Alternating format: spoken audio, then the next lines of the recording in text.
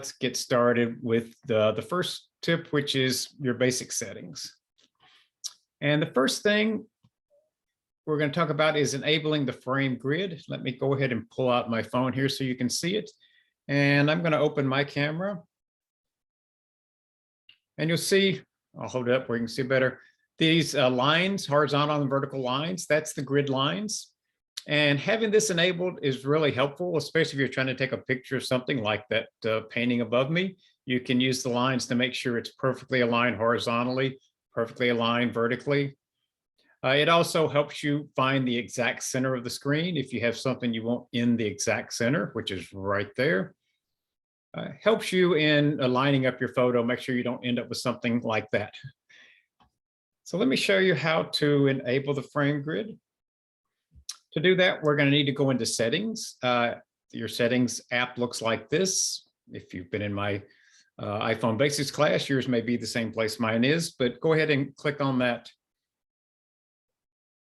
settings app. And we're going to scroll down to camera. Let me start at the top so we're all starting from the same place. And we're going to scroll down to camera.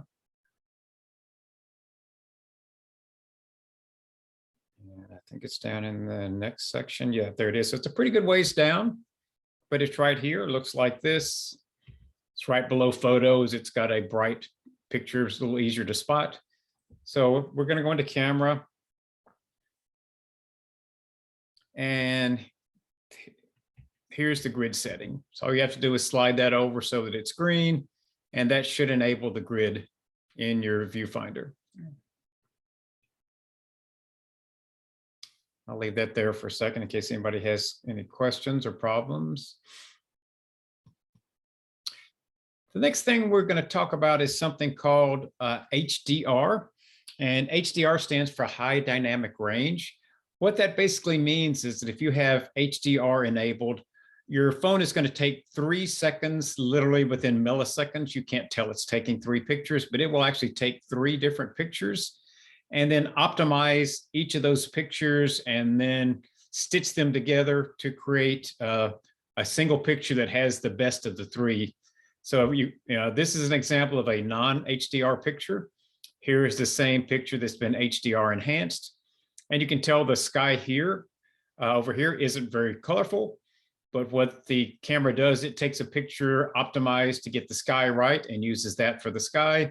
It takes maybe another picture to get the trees focused correctly and the house underneath them. And then maybe the third picture is getting the driveway and this lower part optimized. So it takes the best of those 3 pictures, puts them together in one picture. Now, how HDR works depends on your phone model. We're going to talk a lot today about differences among the models. But if you've got a iPhone X or newer, we're going to be in the same place where we were. We're going to be in settings camera. But if you scroll all the way to the bottom, it says Smart HDR, and you can turn that on here. Now, if you have this enabled, like I do, your phone is always going to use Smart HDR. And that is the recommendation. I think that is the default setting as well. So if you haven't changed this, that's probably how it's set. Apple does give you the option of turning it off here, which means it's not automatically used. But what you can do is when you go into your camera and you're ready to take a picture, before there wasn't an HDR here. Now there is. So on a photo by photo basis, I can touch that HDR and turn it off. So now I can take a picture without HDR. If I touch it again, it turns it back on. So this toggles HDR on and off. I'm going to go back to settings.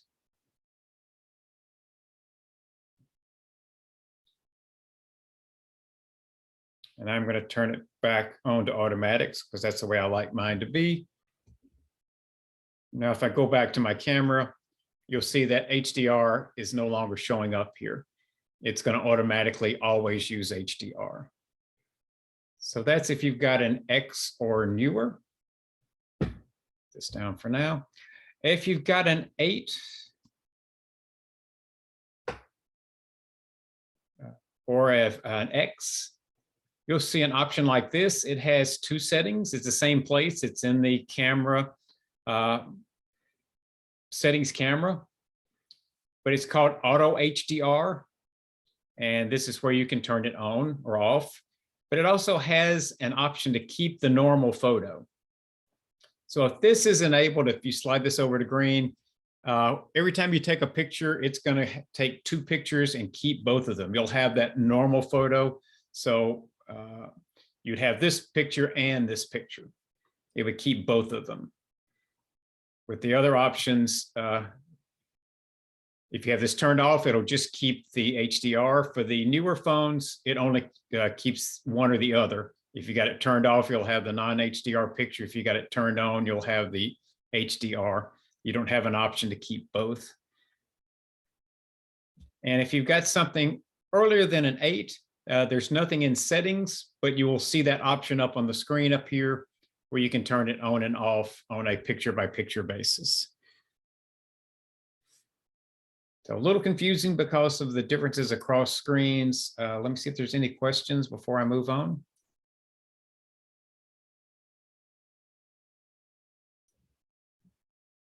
All right, let's move on then. So now we've got our basic settings done. The second thing I want to talk about is composing your photo. That's probably one of the biggest things you can do to take pictures that look like a professional.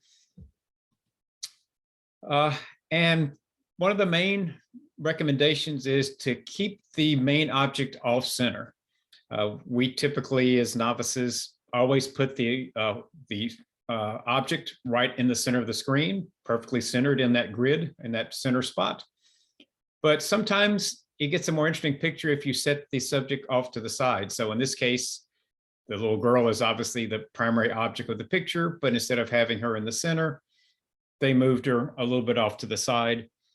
Makes it a little more interesting. Again, the pup here is above the center, and then the pears over here are below center.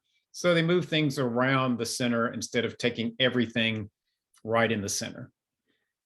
Doesn't mean you shouldn't ever take a picture in the center. I think the biggest point of all these composition points is mix it up. Don't always take things the same way, and look at it and see which one looks more interesting. A couple of other related recommendations is to look for leading lines. These are leading lines, and leading lines are lines that direct your view up to some other point. Typically, when you look at this is the first thing you see, but then those lines take you up to see the sky. I've seen leading lines used a lot with railroad tracks. If it's an outside scenery where they use the railroad tracks to direct your view toward the center of the picture. And in this point, the top of the leading lines is the exact center, which you can tell if you've got that grid line to line this up. So this is the exact center.